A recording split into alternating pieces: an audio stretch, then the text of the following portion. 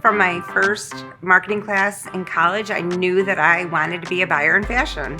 We moved to California and I worked in downtown LA, and I just love the garment district. And that's really where I learned so much about fabrics and fits and quality and people. I always wanted to have my own boutique, and I really thought it would be a way to just spread love and fashion in the community in which I was in. We lived on Mainstream Circle. And when we first moved up to Minneapolis, everybody else in the winter's got parkas on and gray sweatshirts, and here she comes in a red and white striped shirt. The snow doesn't even touch her. She started a business out of one or two old suitcases and started doing shows. I realized as a working woman with a young child that there's not a whole lot of time to shop, but you still wanted to look good and feel good during your day. It wasn't necessarily about fashion, although she loves fashion. It was about what she could do with it in women's lives.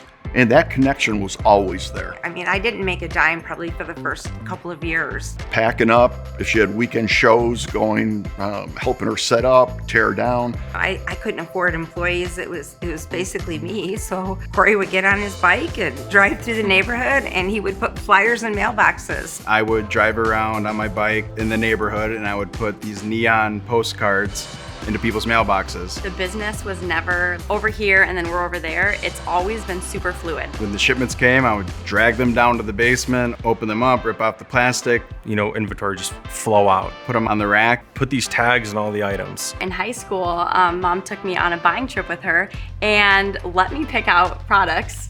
And I had no idea what I was doing. And she's like, you just gotta watch how it sells. As a young mom, I had flexibility. It was really terrific. My kids grew around the business. So I thought, I want to help other women create this in their communities.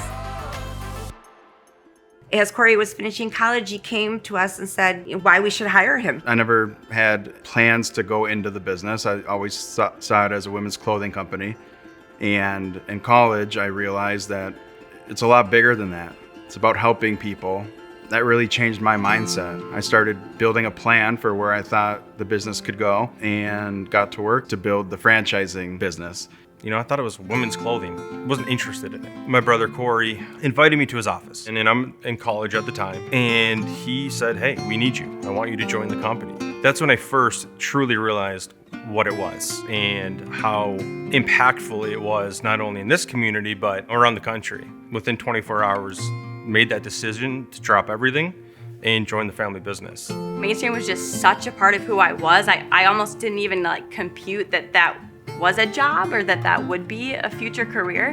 One of the biggest benefits of being a family business is we care for each other so deeply on such an unmatched level, and that care translates to the business as well. Wow. So the conversations we have with each other, it's the same passion that we have, regarding business things too.